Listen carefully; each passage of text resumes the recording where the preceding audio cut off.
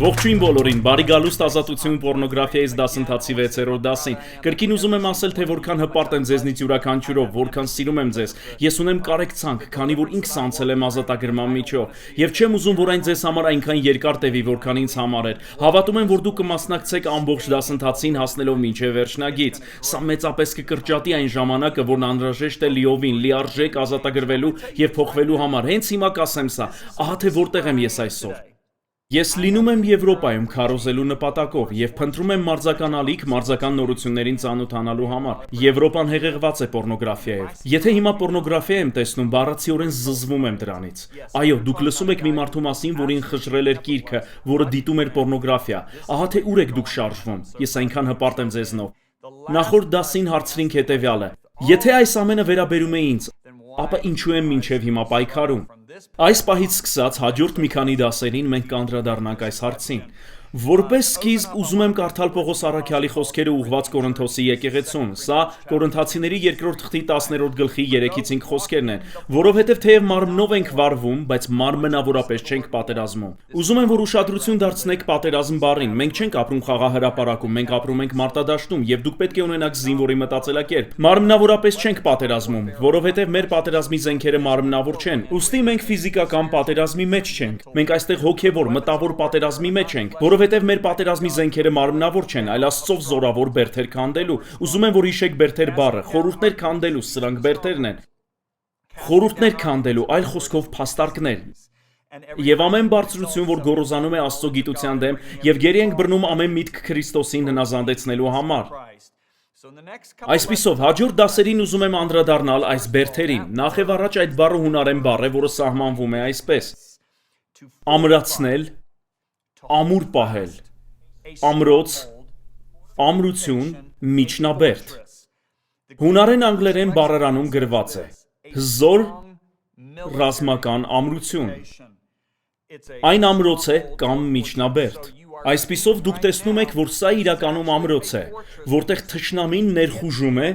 եւ տիրում մեր կյանքին։ Ճիշտ է, ես չեմ խոսում մեր հոգու մասին, մեր հոգի մեկ է Քրիստոսի հետ։ Ես խոսում եմ մեր մտքի եւ մարմնի մասին, լավ, սրանք այն ոլորտներն են, որոնք ամբողջովին անհասանելի չեն նրան։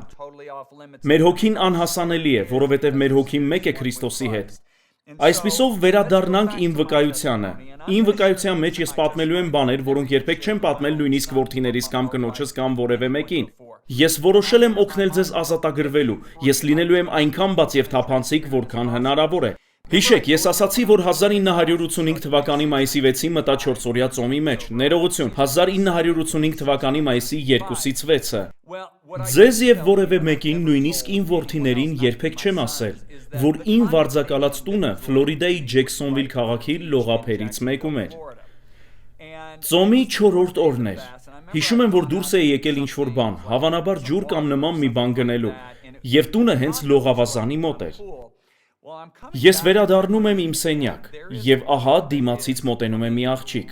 Այնուհետև նա քայլում է իմ կողքով, որովհետև գնում է դեպի նույն տեղը։ Նա հագել է ամենաբաց լողազգեստը, որ հնարավոր է պատկերացնել։ Բայց դուք նաև պետք է հասկանաք, որ իմ միտքը բռնված էր դիվային ոգով։ Այդ ոգին թելադրում էր ինձ։ Ես տարված էի դրանով։ Այդ աղջիկը, համոզված եմ, ուներ նույն ոգին։ Դրանք միշտ գտնում են իրար։ Գիտեք, պոռնոգրաֆիան նման է մագնիսի, որ իրեն է ձգում մետաղը։ Այն գրավում է, եթե մոտակայքում է։ Հիշում եմ, երբ աղջիկը մոտեցավ ինձ, ես խելագարվեցի կրքից։ Հիշում եմ, երբ վերելակով բարձրանում էի իմ սենյակ, ներսումս բարձրացավ մի զայրույթ։ Եվ ես հասկացա, թե որքան հակառակ էր դա Աստծո սրտին, որքան սխալ էր դա։ Եվ ես բառացիորեն ընկա սատանայի հետևից։ Ես չեմ ուզում վախեցնել ձեզ այս մասին խոսելով, բայց դիվային ոգիներն իրական են։ Եվ պոռնոգրաֆիայի հետևում կան բազմաթիվ դիվային ոգիներ։ Եթե մենք չդիմենք եւ ուղղակիորեն չհակադրվենք այդ ոգիներին, նրանք պարտադրված չեն լինի հեռանալու։ Շատ ավելի դժվար է ազատվել դրանցից, պարզապես փորձելով Աստծո խոսքն այնպես ուժգնորեն ներդնել մեր մեջ, որ նրանք ի վերջո ասեն՝ ես պետք է հեռանամ։ Դա ազատագրվելու ճանապարհներից մեկն է, սակայն ես այնպիսի իրավիճակում էի, որ սա այնքան խորն էր արմատացած իմ մտքում, իմ մարմնում, որ ստիպված էի միջոցներ ձեռնարկել։ Ուստի ես խոսեցի այդ ոգու հետ եւ ասացի. բավական է, եւ սկսեցի խոսել Աստծո խոսքը։ Եվ այդ սենյակում բառացիորեն անցա ազատագրման միջով։ Ես իմացա, որ իմ մարմնից ինչ որ բան հեռացավ, որովհետև այլ կերպ հնարավոր չէ նկարագրել դա։ Տիրոջ զայրույթը բարձրացավ իմ մեջ, եւ ես չխոսեցի մեղմորեն։ Ես հարկադրաբար հրամայեցի, որ այդ ոգին հեռանա։ Այժմ թույլ տվեք ներկայացնել Սուրբ Գրային մի քանի խոսք իմ ասածը հաստատելու համար, լավ։ Որպես քրիստոնյա, ես չեմ կարող լինել դիվահար։ Ուզում եմ շեշտել դա, որովհետև իմ հոգին դարձել է մեկ Քրիստոսի հետ։ Բայց ես կարող եմ դիվային ոգուն կամ դևերին թույլ տալ ներխուժելու իմ մտքի եւ զգացմունքների մեջ այն ամրոցների միջոցով, որոնք կառուցել եմ իմ շարունակական անհնազանդության միջոցով։ Ահա թե ինչ է ամրոցը։ Հիշեք, Պողոսը խոսեց խորհուրդներ քանդելու մասին։ Ես կարդալու եմ ձեզ համար մի խոսք Առակաց 25:28-ից։ Ինքնատիրապետում չունեցող մարդը նման է քանդված պարիսպներով քաղաքի։ Հիմա մտածեք այդ մասին։ Այս խոսքի հեղինակ Սողոմոնի օրերում քաղաքները շրջապատված էին պարիսպներով։ Այս պարիսպները պաշտպանության համար էին, դրանք թշնամու ներս չէին թողնում։ Եթե քաղաքն ունենում էր քանդված պարիսպ, դա նշանակում էր, որ թշնամին կարող էր ներս ու դուրս անել, երբ ցանկանար։ Եվ ոչ միայն դա, նա կարող էր մտնել եւ ամրոց կառուցել։ Ես այստեղ ամրոց ունեի, հասկանում եք։ Չեմ ուզում, որ խուճապի մատնվեք։ Սա համապատասխանում է Սուրբ Գրքին, Աստվածաշնչին։ Եվ այս ոգին կարող էր գալ եւ գնալ, երբ ցանկանար։ Եվ նույնիսկ հնարավոր է, որ այն տեղավորվել էր այնտեղ։ Ես չգիտեմ, ես դա չեմ տեսնում, պարզապես ասում եմ, ես նման էի քանդված պարիսպներով քաղաքի։ Որովհետև ես չունեի ինքնատիրապետում պոռնոգրաֆիայի հարցում եւ պոռնոգրաֆիան նպաստում էր ձեռնաշարժությանը։ Ահա թե ինչու Պետրոսը նոր կտակարանում գրում է։ Պետրոսի առաջին թղթի 5-րդ գլուխ 8 եւ 9 խոսքեր։ Նա ասաց. «Սթափ եղեք, զգոն եղեք, որովհետև ձեր թշնամին, դուք ունեք թշնամի, լավ, ձեր թշնամին Սատանան մռնչացող առյուծի պես ման է գալիս եւ որոնում է, թե որին կուլ տա։ Այնուհետև Պետրոսն ասաց, որին հակառակ կանգնեք հավատքով հաստատված»։ Այժմ եկեք վերլուծենք սա։ Նախ, սթափ եղեք, զգոն եղեք։ Սթափ, հունարեն այս բառը նշանակում է լուրջ, զգայուն եւ հանդիսավոր։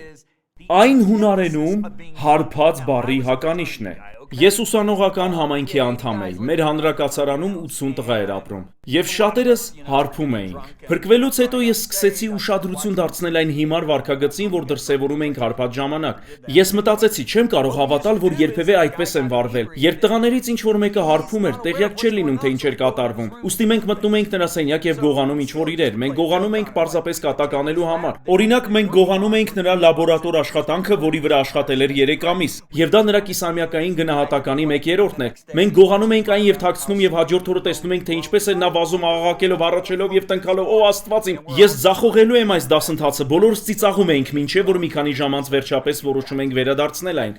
Բայց գիտեք, երբ դուք հարբած եք, չեք գիտակցում, թե երբ է թշնամին մտնում եւ դուրս գալիս։ Ահա թե ինչու Պետրոսը Աստծո հոգով մեզ պատվիրում է սթափ լինել, այո։ Այնուհետև նա ասում է. «Զգոն եղեք»։ Զգոն նշանակում է ուշադիր հետևել հնարավոր վտանգին կամ դժվարություններին։ Այժմ ուզում եմ ասել հետեւյալը. դու չես կարող զգոն լինել, եթե սթափ չես։ Ինչպես այդ տղաները, որոնցից գողանում էին լաբորատոր աշխատանքները, նրանք զգոն չէին։ Դու չես կարող զգոն լինել, եթե սթափ չես։ Սակայն դու կարող ես սթափ լինել, բայց զգոն չլինել։ Սա իսկապես կարևոր է։ Դու կարող ես ունենալ առողջ միտք, բայց չլինել զգոն։ Այսօր բազմաթիվ քրիստոնյաներ շրջում են ու ասում. եթե ես անտեսեմ սատանային, նա կհեռանա։ Եթե ես անտեսեմ սատանային, գուցե նա գոյություն չունենա։ Նա շատ իրական է։ Ահա թե ինչ է Պետրոսն ասում։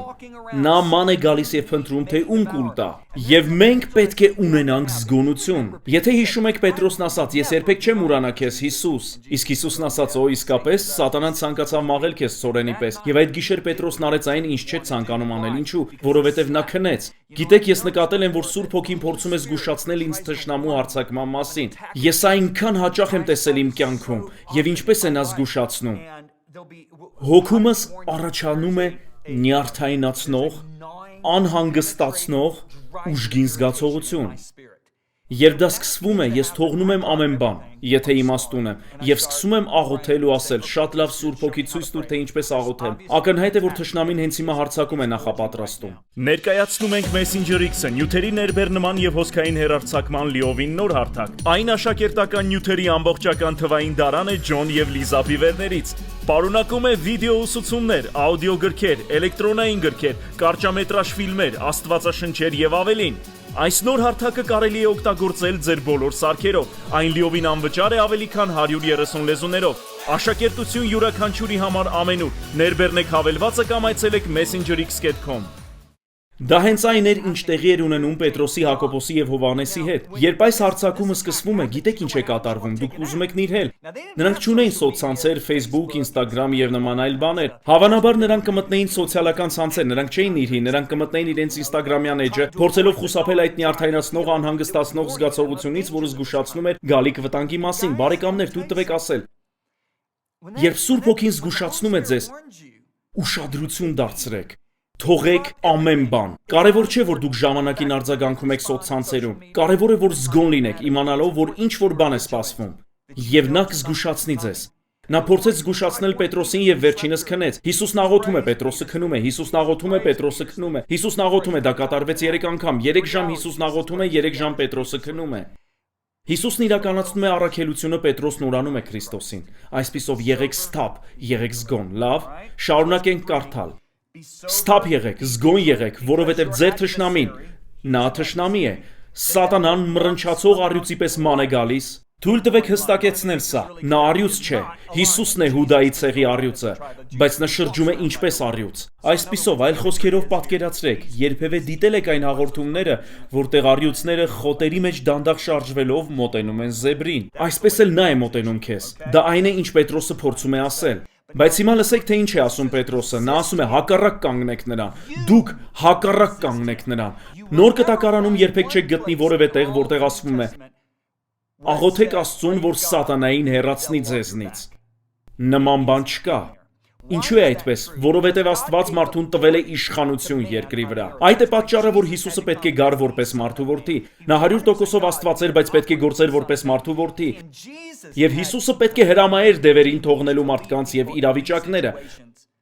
Առաքյալները պետք է հրամայեին։ Հրամայում եմ քեզ հեռանալ Հիսուսի անունով։ Լավ, այնպես որ դուք սատանային չեք հակառակվում ասելով. «Օ Աստված, խնդրում եմ, հեռացրու սատանային»։ Դուք պետք է հակառակվես նրան։ Իսկ ինչպես ես հակառակվում նրան։ Այնպես ինչպես Հիսուսը օգտագործելով Աստծո խոսքը գրված է, այդպես ես հակառակվում։ Ես բառացիորեն դուրս եկա նրա դեմ եւ ասացի. «Դու կռիվ ես ուզում, դու կստանաս այն։ Ես ունեմ սուր եւ Հիսուսը քեզ զինաթափել է, այնպես որ ես վերցնելու եմ այս սուրը եւ քեզ կտորների եմ բաժանելու։ Եվ եթե չհեռանաս ինձնից, քո կտորների են բաժանելու»։ Դու ասում ես, որ դրական ես տրամադրված այս հարցում, Ջոն, ես իսկապես ջերմեռանդ եմ, ես հոգնել եմ տեսնելուց, թե ինչպես է սատանան հարվածներ հասցնում մարդկանց։ Նա հարվածում է նրանց, որոնց սիրում են, որոնց համար հոգ եմ տանում, ես հոգնել եմ դրանից, իսկապես հոգնել եմ։ Ես զայրացած եմ սատանայի վրա, հասկանում եք, թույլ տվեք փոքրիկ պատմություն պատմեմ։ Երբ երիտասարդականի հովիվ էի, իմ եկեղեցում կար մեկ այլ հովիվ, մեր հովվական անձնակազմում կային հովի 11 օգնականներ։ Այս հովիվը լաց էր լինում երկրպագության յուրաքանչյուր ծառայությանը։ Ես տեսնում էի, թե ինչպես էր նա արտասվում, որովհետև նա խոր կախվածություններ ունեցել թմրադեղերից եւ Աստված փրկել էր նրան։ Հետո նա հասունացավ եւ դարձավ եկեղեցու միայնակների հովիվ։ Մենք ունենք մեծ եկեղեցի։ Այն Միացյալ Նահանգների ամենահայտնի եկեղեցիներից մեկն էր եւ ես երիտասարդականի հովիվ էի։ Լավ, ես հայտնի էի որպես մեկը, ում մարդիկ իրենց հետ տանում էին դևերի դեմ պայքարելու համար։ Չգիտեմ ինչու, բայց այդպես էր։ Եվ թույլ տվեք ասել, ես չէի ուզում նման համբավ ունենալ։ Ես չէի փնտրում դա։ Ուզում եմ, որ սա շատ հստակ լինի։ Աստվածաշունչն ասում է, որ մեր աչքերը պահենք Հիսուսի, մեր հավատքի հեղինակի եւ կատարողի վրա։ Ես սիրում եմ այսպես ասել։ Աչքերդ պահիր Հիսուսի վրա, եթե սատանան խանգարի, ոչնչացրու նրան, ազատվիր նրանից։ Այնուհետև շարունակիր նայել Հիսուսին։ Մարդիկ, որոնք շատ են կենտրոնանում դևերի վրա, տարօրինակ են դառնում եւ հեռանում են ճշմարտությունից։ Ուստի աչքերդ պահիր Հիսուսի վրա, բայց եթե սատանան խանգարի, պետք է ոչնչացնես նրան։ Դուք հասկանում եք, շատ լավ, այս հովիվը, այդ տղամարդը լաց էր լինում երկրպագության ժամանակ։ Մի օր նա գալիս է իմ աշխատասենյակ եւ ասում. «Հովիվ Ջոն, ուզում եմ խոսել քեզ հետ»։ Նա չասաց հովիվ կամ որևէ բան, նա ասաց Ջոն, որովհետեւ մենք լավ ընկերներ էինք։ Նա ասաց Ջոն, ես պետք է խոսեմ քեզ հետ։ Ասացի ինչ է պատահել։ Նա ասաց Ջոն, ես երբեք չեմ պատմել սա որևէ մեկին բացի կնոջիցս, բայց այնպես եմ պայքարում մահանալու վախի դեմ, որ այն պարզապես կաթվածահար է անում ինձ։ Ես ասացի իսկապես մահանալու։ Նա ասաց այո, իմ հայրը մահացել է սրտի կաթվածից, կարծում եմ ազգականներից մեկը նույնպես մահացել է սրտի կաթվածից։ Նա ասաց ես շարունակ պայքարում եմ այն մտքի դեմ, որ ես սրտի կաթված եմ ունենալու։ Նա շարունակեց. վախի այս ալիքը բառացիորեն հարվածում է ինձ եւ ամբողջ մարմինս քրտնում է, ես պարզապես դողում եմ։ Ես ասացի Քենթ, այս հարցում դու պետք է պայքարես սատանայի դեմ։ Ես նրան պատմեցի, որ լինում էին ժամանակներ, երբ դուրս էի գալիս աղոթելու եւ սատանան սկսում էր խանգարել Լիզային, ինձ, ընտանիքիս կամ խառնվում էր ընկերներիս հետ հարաբերությունների մեջ։ Ես նրան ասում էի, ուզում ես կռվել, դու կստանաս կռիվ։ Ես Հովվին ասացի, ես օգտագործում եմ Աստծո խոսքը եւ խոսում անմիջապես նրա հետ։ Նա ասաց, ոչ, ես աղոթում եմ Աստծուն։ Ես ասացի, ոչ։ Երբ Հիսուսն անապատում էր, չասաց, Աստված հեռացրու այս սատանային ինձնից, նա խոսեց նրա հետ։ Ես ասացի, դու պետք է խոսես նրա հետ։ Քենթը հեռացավ եւ ես չէի կարող ասել, որ նա իսկապես հասկացավ դա։ Բայց 6 ամիս անց նա մտավ իմ աշխատասենյակ եւ ասաց, իրավիճակն ավելի վատ է, ավելի վատ, քան 6 ամիս առաջ էր։ Ջոն, ես պարզապես կաթվածահար եմ լինում մի քանի ժամ այս վախի պատճառով։ Ես ասացի, Քենթ, դու արեցիր այն, ինչ ասացի քեզ 6 ամիս առաջ։ Դու ասացիր ուզում ես կռիվ, դու կստանաս այն եւ օգտագործեցիր Աստծո խոսքը եւ խոսեցիր նրա հետ Աստծո խոսքով։ Նա ասաց, ոչ, ես աղաղակում էի Աստծուն, որ հեռացներ այս վախը ինձնից։ Ես ասացի, Քենթ, դա այն չէ, ինչ դու պետք է անես։ Եվ Աստված տվեց ինձ այս միտքը ու ես ասացի, Քենթ, Միացյալ Նահանգների նախագահը զինված ուժերի գլխավոր հրամանատարն է, ճիշտ է։ Նա ասաց, այո։ Ես ասացի, կարող ես պատկերացնել։ Դուք պետք է հիշեք, որ այդ ժամանակ մենք Իրաքի դեմ պատերազմի մեջ էինք։ Դա 1980-ականների վերջներ, 90-ականների սկիզբը։ Ես ասացի, կարող ես պատկերացնել, որ Իրաքում մեր զինվորներից մեկին կրակում են։ Եվ նա ռադիոյով դիմում է Սպիտակ տուն եւ ասում. Նախագահ, խնդրում եմ, եկեք եւ փրկեք ինձ, ազատեք այս տղաներից։ Ես ասացի, ինչ կասեր նախագահը նրան։ Ես ասացի, նախագահը կասեր, ես տվել եմ քեզ աշխարհի լավագույն մարզական կրթությունը, տվել եմ քեզ աշխարհի լավագույն զենքերը, կրակիր նրանց։ Դա այն է, ինչ կասեր նախագահը եւ կգնար քնելու։ Ես ասացի, Հիսուսը եկեղեցու զորքերի գլխավոր հրամանատարն է։ Ես ասացի, դու պարզապես աղաղակում էիր եւ ասում, Հիսուս, ազատիր ինձ այս դևից։ Իսկ նա ասում է, Քենթ, կխոսես այս դևի հետ իմ խոսքով, որովհետեւ այն սուր է, օգտագործիր։ Այս անգամ կարծես ինչ որ լույս վառվեց։ 3 օր անց նա եկավ իմ աշխատասենյակ։ Նրա դեմքին լայն ժպիտ կար։ Նա ասաց, այ քեզ բան։ Ես ասացի, ինչ է պատահել։ Ես գիտեի, որ վկայություն եմ լսելու։ Նա ասաց, Ջոն Կիրակի օրը մեքենայով գնում էի եկեղեցի։ Եկեղեցի հասնելու համար նրան գրեթե կես ժամվա ճանապարհ պետք է անցնեին։ Եվ նա ասաց, այն հարձակվեց։ Նորից սկսեցի վախենալ, որ կմահանամ սրտի կաթվածից։ Նա ասաց, Ջոն, հանկարծ այս բարկությունը, այս զայրույթը բարձրացավ իմ մեջ։ Եվ նա ասաց, ես բռունցքով ուժգին հարվածեցի մեքենայի վահանակին։ Նա ասաց, կինս ցնցվեց կողքից նստած եւ նա ասաց. Սատանա, բավական է։ Եվ նա սկսեց խոսել Աստծո խոսքը։ Նա ասաց, Ջոն, երբ դա արեցի, տեսիլք ունեցա։ Տեսիլք։ Ասացի ես, տեսիլք ունեցա։ Ինչ տեսիլք էր։ Նա ասաց, ես տեսա Հիսուսին գահի վրա։ Նա ասաց, երբ բռունցքս իջեցրի եւ ասացի, Սատանա, բավական է, տեսա թե ինչպես Հիսուսն այսպես արեց։ Այո։ Կարծես ուզում էր ասել, որ այս ամբողջ ընթացքում սпасել էր դրան։ Գիտեք, իմ ընկեր Քենթը այլևս չպայքարեց վախի դեմ։ Այլևս չպայքարեց սրտի կաթվածից մահանալու վախի դեմ։ Դուք պետք է հակառակվեք սատանային։ Այդ հանրակացարանում ես այնպես զայրացա, ես այնքան էի հոգնել, որ սկսեցի խոսել Աստծո խոսքը։ Եվ բառացիորեն իմացա, որ այդ օրը, մայիսի 6-ին, ինչ որ բան հեռացավ։ Հեռացավ իմ մտքից, իմ մարմնից, ինձ համար միևնույն է, թե ինչ կասեք այն հեռացավ։ Հիշում եմ Ջեքսոնվիլի օդանավակայանում էի, երբ շարժասանդուղքով իջնելիս սատանան ասաց. «Օհ, դու դեռ կապված ես։ Ես ասացի. «Դու կտեսնես։ Ես ազատ եմ։ Հիսուսն ինձ ազատ է արձակել, եւ ես ազատ եմ ու այլևս գործ չունեմ քեզ հետ։ Գիտեք ինչ, մի քանի տարի անց նա հասկացավ, որ ես ազատ եմ։ Բայց այնքան կարևոր է, որ դուք հասկանաք այս սկզբունքը։ Հիշեք, Պետրոսն ասաց, հակառակ կանգնեք նրան հավատքով հաստատված։ Գիտեք, թե ինչ է նշանակում հաստատված։ Լսեք, հաստատված նշանակում է, որ դուք վարվում եք նույն կերպ ցանկացած ժամանակ, երբ նա մոտենում է, որովհետև նոր կտակարանում ոչ միտեղ գրված չէ, որ երբ մեկ անգամ հակառակվում եք սատանային, նա չի կարող վերադառնալ եւ կրկին փորձել։ Սատանան նման է փոքրիկ Չիհուայի, շնիկի, նա իշխանություն չունի քո նկատմամբ, բայց նա հաչելու է, իսկ դու պետք է ասես դուրս այստեղից, հետո նա կփորձի վերադառնալ, իսկ դու կասես դուրս այստեղից, եւ վերջապես մի օր արդեն բավական կլինի, եւ դու կասես դուրս այստեղից եւ նա կհեռանա։ Դա այն է, ինչ նա անում է, սատանան կիմանա, որ իրեն հարվածելու է սրով ամեն անգամ, երբ մոտենա քեզ, ամեն անգամ, երբ նա մոտենա քեզ պոռնոգրաֆիա նայելու ցանկությամբ, ասա, Աստծո խոսքում գրված է, որ ես ունեմ իշխանություն թշնամու ամբողջ զորության վրա եւ ոչինչ որևէ կերպ չի վնասի ձեզ։ Դա Ղուկասի 10:19-ն է։ Մտածեք դրա մասին, խորհեք դրա շուրջ։ Թույլ տվեք ասել, նա չունի սուր, նա չունի զենքեր։ Հիսուսը վերցրել է դրանք, այնպես որ նա մեծ ռիսկի է դիմում եւ ամեն անգամ, երբ խոսում եք խոսքը, հարվածում եք նրանց սրով, բառացիորեն սրով։ Երբ նա գիտի, որ դուք չեք հանձնվելու, ի վերջո կդադարեցնի ձեզ անհանգստացնելու փորձերը։ Լավ, Այնքան կարևոր է,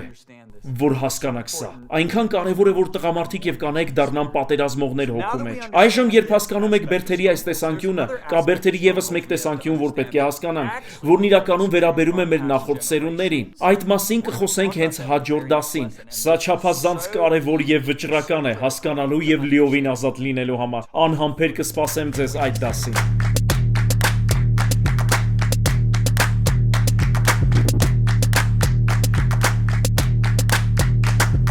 Ներկայացնում ենք Messenger X-ը, նյութերի ներբեռնման եւ հոսքային հեռարձակման լիովին նոր հարթակ։ Այն աշակերտական նյութերի ամբողջական թվային դարան է Ջոն եւ Լիզա Բիվերներից։ Պարունակում է վիդեո ուսուցումներ, աուդիո գրքեր, էլեկտրոնային գրքեր, կարճամետրաժ ֆիլմեր, աստվածաշնչեր եւ ավելին։ Այս նոր հարթակը կարելի է օգտագործել ձեր բոլոր սարքերով։ Այն լիովին անվճար է ավելի քան 130 լեզուներով։ Աշակերտություն յուրաքանչյուրի համար ամենուր։ Ներբեռնեք հավելվածը կամ այցելեք messengerx.com։